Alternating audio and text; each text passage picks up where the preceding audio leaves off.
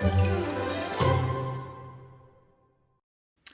everybody, I am back with a new post for you about Disney's Lookout Key at Lighthouse Point.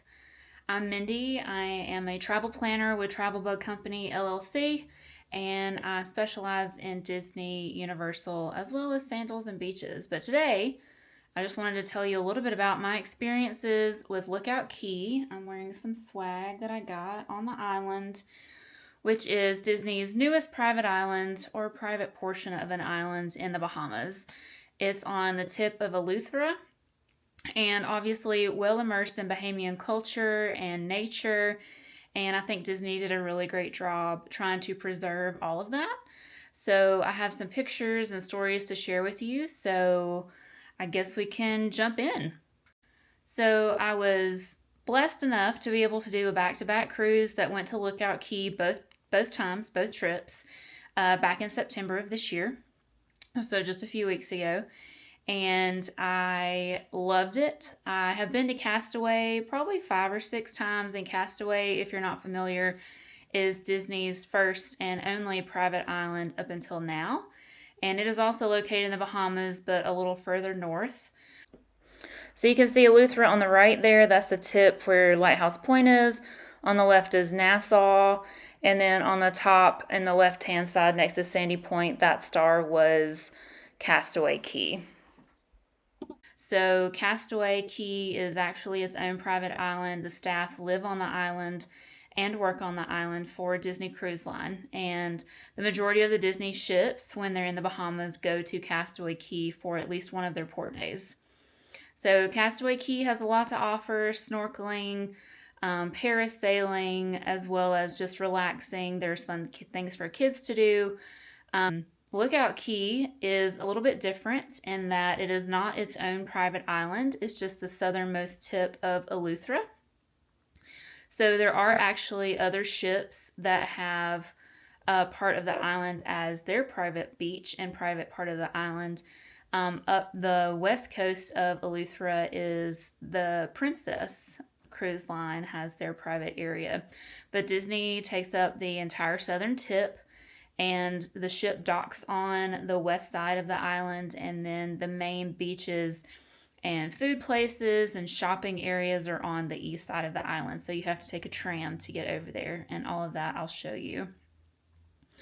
So there are some differences between what Lookout Key is versus Castaway Key, of course. Castaway is much more well developed.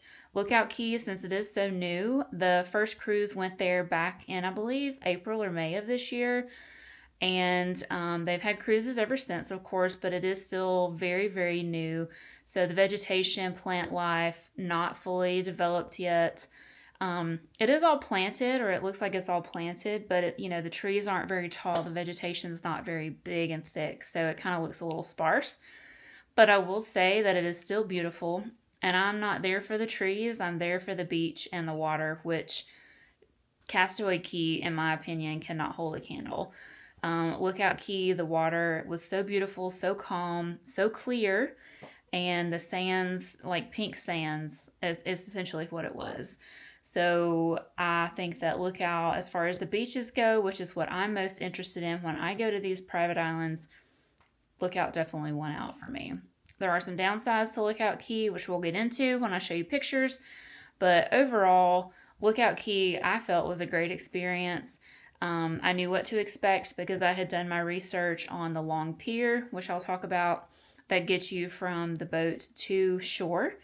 And that was a big downside for a lot of people when they go to Lookout Key. So I, however, didn't have any trouble with it and kind of prepared for it. So you just kind of have to know what you're getting yourself into. As I mentioned, Lookout Key is on the island of Eleuthera, which is in the Bahamas. And Disney has definitely tried to preserve the Bahamian culture and the nature surrounding. You're almost immersed in it once you get off of the ship and you make it to the island and you get on the tram. The tram talks about a lot of the different plant life and animal life that are on the island, including 5 of the animals that you'll see around, including a crab, a lizard or Sally the salamander, a butterfly, some other things. So Disney is really leaning into preserving the beauty that is on Eleuthera for Lookout Key. Also, they have a few different things throughout the day over at the Goombay Art Center, which is where they have like the performances for the Junkanoo, which is the Bahamian culture that they've leaned into with the designs of some of the photo ops and some of the merchandise and things like that. The Junkanoo is part of the Bahamian culture. So Junkanoo is a traditional Bahamian festival that dates back to when slaves were given a special holiday in order to be able to celebrate with their families. It's steeped in history, music, dance, and art. And now it has evolved into a national festival which symbolizes freedom, artistic expression, and cultural pride for the Bahamian people.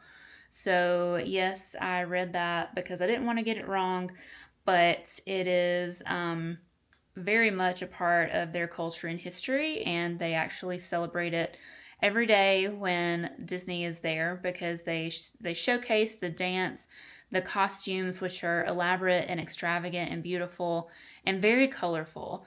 So anyway, the Disney has been able to extend that culture to its guests on Disney Cruise Line on Lookout Key if you're so inclined to go and attend those. My biggest excitement for Lookout was, of course, the beaches. As I mentioned, they're gorgeous. They're white sands, beautiful water, very clear water, clearest I've ever seen.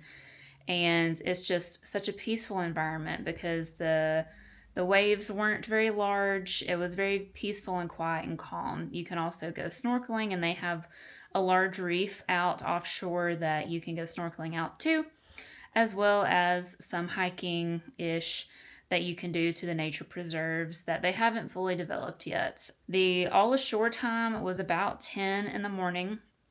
We were docking as I had woken up and had breakfast at Cabanas. And by the time I was done and had my bag packed, swimsuit ready, it was time to debark the ship. So it was fairly easy. A lot of people obviously getting off the ship this day. It's not like your Nassau day where a lot of people tend to stay on. The ship is docked to where you have to get on the tram to make it to the other side of the island. There is a pier, and it's about a 0.6 mile walk from the ship to the tram, which sounds long, and it does look long, but I think your energy and excitement is so, your levels are high, and so you're just ready to get off the ship and go. The walk at a leisurely pace takes about 10 to 15 minutes, depending. Those with children, if you have a stroller, I'm not sure that you want to take your stroller with you. However, they do provide strollers, but they are first come, first served. They also have little red wagons. Those are also first come, first served. And once they're gone, they stay on the island until people bring them back to the ship when they're done for the day. So if you don't get one, they're not hauling them back until the end of the day when people use them again. So that is sort of an issue. I'm not sure, will they add more? I feel like they're trying to kind of work out the kinks for Lookout and this long walk. So I think that they probably will end up adding more. And from those that I've heard from, friends that have also been with children, they are very helpful to have those wagons. It's really difficult, to carry your child all that way, especially if it's hot, because as I mentioned, debarkation starts at 10, so that's nearing the hottest time of the day. And sometimes there's not a breeze kicking off that water. So, it may be a little uncomfortable for those first 10 or 15 minutes off of the ship. However, once you reach the tram stop, I never had to wait for a tram. The trams fill up and they get out of there, and then there's always a tram right behind them before they leave. So you're never having to wait for a tram. There are a couple of stops right there at the beginning before you can get on the tram. If you want to use the restroom, there's a restroom. If you want to do a bit of shopping, there's what's called the first and last chance stand. It's very small, has Disney merchandise as well as some essentials like sunscreen, a water pouch for your phone or whatever. And then you hop on the tram, and the tram ride over to the main beach area takes about 10 minutes or so, but you're driving through the southernmost point of Eleuthera there. So you get over to the main tram stop. There's only 2 tram stops. One's at the ship and one's at the main beach, so you don't have to keep riding around wondering where you're going. Once you hit that main tram stop, there are some photo ops as well as the main shopping area, which has Disney Tings, which I'll show, and then also has some of like the more Bahamian culture items from like locals that have made for Disney Cruise Line. So like purses and handmade items, like that, little collectibles or just souvenirs that you can get from Bahamas. There's a lot of different paths that take you a lot of different places. The family beach is on the right-hand side. Serenity Bay is off to the left, so it's a little bit more of a walk. You'll pass the food places for barbecue, True True Barbecue, and True True 2 Barbecue are the barbecue places. And then there's also Serenity Bay that has its own food. All the same food, it's just its own service area over there. Serenity Bay is adult only, so that's something to understand. It is, unlike Castaway Cay, it is connected to the family beach. So my experience on the first trip was that some people could read the sign and understand that they couldn't bring children under 18 over onto Serenity Bay. Seemed like the second trip, either there were more people out there or it was just a different set of folks, and they just didn't realize they couldn't have children over in Serenity Bay. So the lifeguards were pretty good about putting, people back to where they needed to be or letting them know that they couldn't sit over there. But I will say it did cause, a bit of an issue, and it was fairly loud. If you're sitting next to the family beach at Serenity Bay, and I mean like they're right next to each other. So if you're sitting over there, it's not as serene as you would want it to be, in my opinion. So I kind of moved down as far as I could get on Serenity Bay, down past the lifeguard tower, and enjoyed it almost to the end of Disney's property on Eleuthera, and found it to be much more enjoyable down there. So also on Serenity Bay, they have cabanas that are not family cabanas. The family cabanas are actually on the same side of the island as the ship. And I know this is all kind of confusing as I'm talking about the layout, but I'll try and show a map and some photos to hopefully make it a little bit easier to understand. So as you can see here, we're looking at a map of Lookout Cay. On the far left, you can see it says to the ship. That's where the docking pier is for all the Disney ships. Right there next to the pier, kind of on the bottom left of the map, are the family cabanas. And then you have the trail that the tram takes you over to the far right-hand side of the map, which you can see is pretty busy. And that includes the True True barbecues, the family beaches, as well as Serenity Bay. If you zoom in a little bit, which I can't do here, you can see that the family and the Serenity Bay are real close to each other, and that you can also see how far down it is to the actual lighthouse on Lighthouse Point. But lunch started serving at 11 or 11:30. It served everywhere. It serves until 1:30 or 2, something like that. And I had no problem either day getting lunch, getting in line, finding a place to sit. I will say Serenity Bay has less seating, less tables, less area than the other side. So on the second trip, I went to like True True Barbecue, like the family barbecue area, and found it much more enjoyable. And I also waited a little bit later too. I didn't go right at opening the second day because I didn't want to fight crowds. And who's to say there was a huge crowd? I don't know. I wasn't there, but I definitely just waited a little bit later in the afternoon to go and get food. Had no trouble walking right up, getting food, and finding a place to sit. So there's a couple of things that had happened on the first cruise for the media, like the actual first visit to Lookout Cay, and that was people had a lot of issue with the flies around the food. Like if you'll watch videos from those experiences, tons of flies. Looks kind of gross. I was not going to lie. I was not looking forward to that. However, I did not have that same experience. Were there no flies? No, of course there were some flies. But it seems like Disney has really managed to somehow really lessen the fly situation in that area around the food. So I never had a fly land on my food. I saw a few that were around, but nothing that was nearly as bad as what we saw from those first videos. The second point was that there were very few places to sit. I didn't have a problem finding a seat the second day. The first day, being by myself on this trip, it's much more difficult to find a spot to save a seat, because I don't have anything to leave. I don't want to leave. I left all my stuff like down at the beach, saving my chairs, and then I didn't want to leave a phone or something like laying it on a table. But it managed to work out. I managed to do it. But it definitely makes it more difficult when everybody's like fighting over tables. So that's another reason that I waited until the second cruise down there to kind of eat a little bit later, so I wouldn't have to really like fight for a table. Also, again, I ate over at the family side of the family beach area for True barbecue, and I had no trouble finding a table. There were tons of tables open under those places that they built where all the picnic tables are. There are 5 of them. They're huge on the inside, and they've added fans.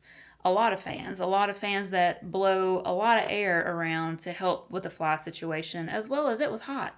So it was very nice to have some shade to eat, a fan that was blowing to keep the flies away, as well as not having to fight for a table. So I had a really good experience both times, honestly, but the second time especially because I waited until a little bit later and had my pick of tables in the area where I wanted to eat. So as I mentioned, it's different than Castaway Cay. Castaway is its own private island, and Lookout is on the tip of Eleuthera, not its own private island, its own private area, as I've mentioned multiple times now. But some major differences are that, again, Castaway is more developed. It has everything in working order. Everything is ready to go. Excursions have been done for years. Bikes rented, 5K plan developed. Tons of places for you to stop and sit and rest as you're biking and running on the island. Serenity Bay, well developed. Cookies Barbecue, Cookies 2, all of that, much more well developed than Lookout Cay. However, I will say that Lookout is gorgeous. All of the stuff that they have done to preserve nature, including building the walkways above the sand dunes. The new structures are beautifully decorated and very colorful, and the cabanas look lovely. One day I may experience one. That would be amazing, but they look great, and it looks like they, host the families would have a great time on either the family cabana side or the Serenity Bay side. There were tons of chairs and umbrellas. I fought for mine because I knew where I wanted to be, and I wanted to be oceanfront, and they had 2 sets of umbrellas and chairs lined up oceanfront, and then they had at least 3 to 4 sets lined up deep behind the dunes. So the dunes were still where you could hear the ocean. You wouldn't be able to see the ocean if you were on those chairs, but you were still well within walking distance down the piers and the steps down to the beach. It was not a far walk at all. So I would recommend, if you want a good spot on the beach, to get there early. But there was no bad spot, in my opinion. Like, if you just wanted the beach, there were tons of chairs and tons of options behind the dunes. So I also felt like they may not have had all of the chairs and the umbrellas out that they would have to have for larger ships. I was on the Magic, which is a small ship.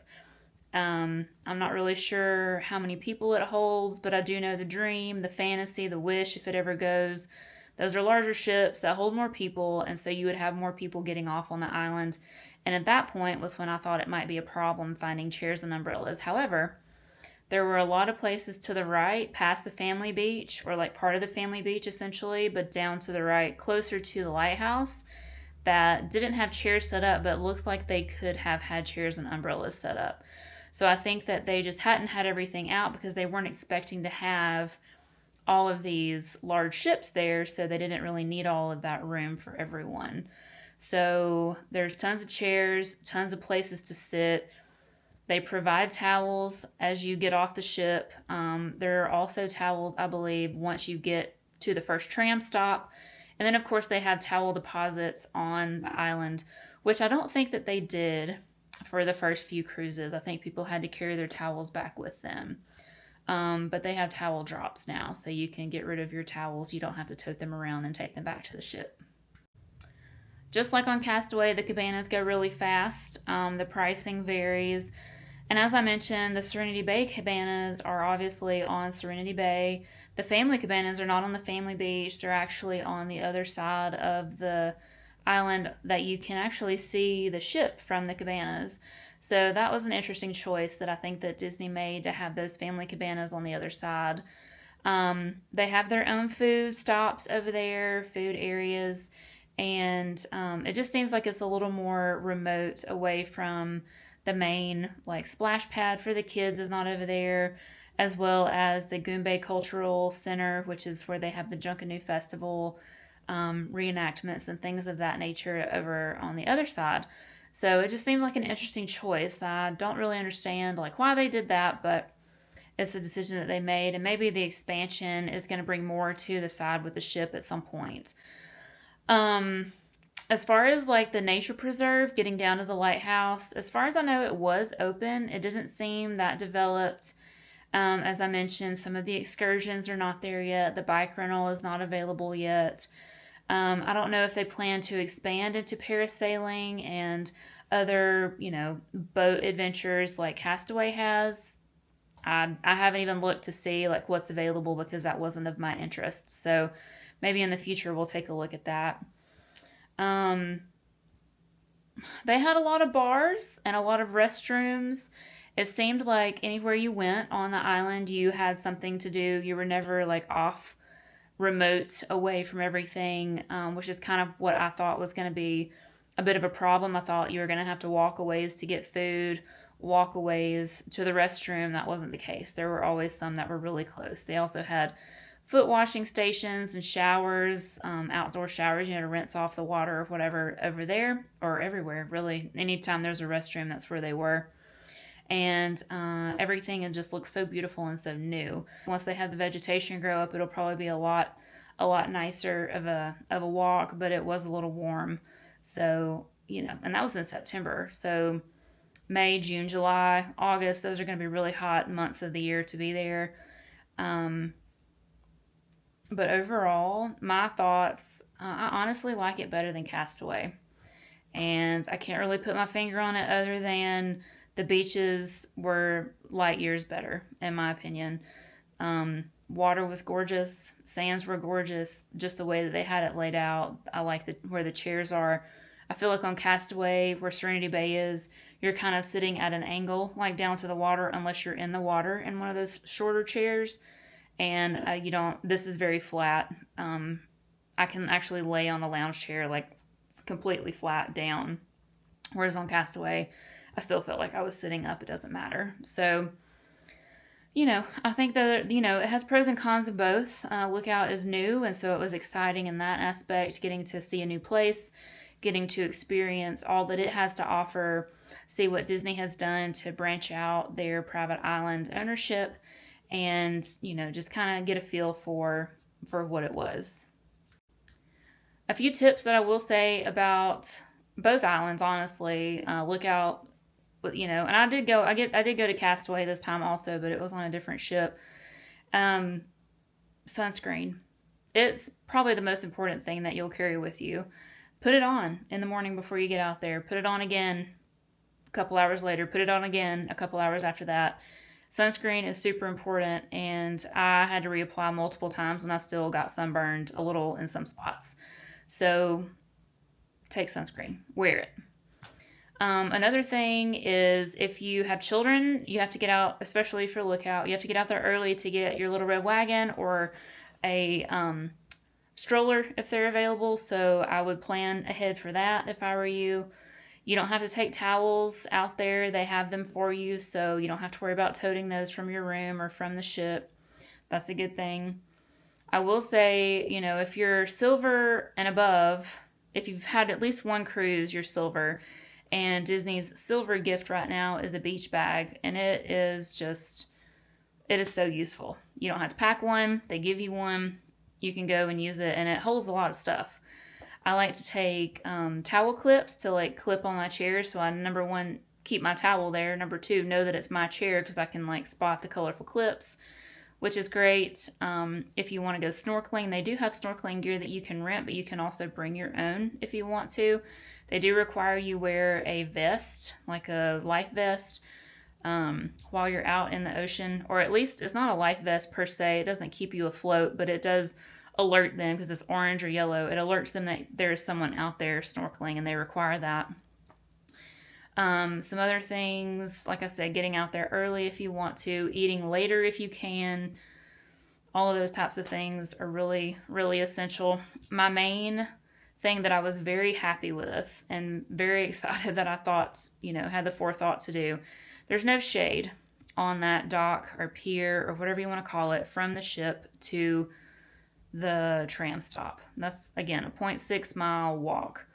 The first day, I took it with me. I took an umbrella, but I didn't use it because there was enough of a breeze coming off of the water that even though it was very sunny, it wasn't unbearable. But the second trip, there was not that much of a breeze, and I used my umbrella, and it was a lifesaver. I was just trucking right along, had my umbrella, was in the shade, didn't get too hot and overwhelmed. I think that is probably my biggest tip. If you have a small one, take a small umbrella with you so that you can save yourself from the sun on the walk. Especially on the walk too. On the walk from, it was still sunny, but it's later in the afternoon. It's not as high and like beating down on you as it is at 10:30, 11 o'clock in the morning. Pro tip, take an umbrella.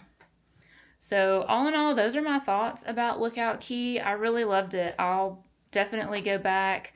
I bought way too much merch, which I'll show videos of that.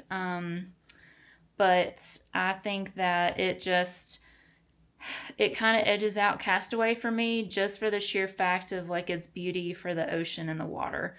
If it weren't, or the ocean and the beach. If it weren't for that, then, Castaway probably would still be on top. And, I love both.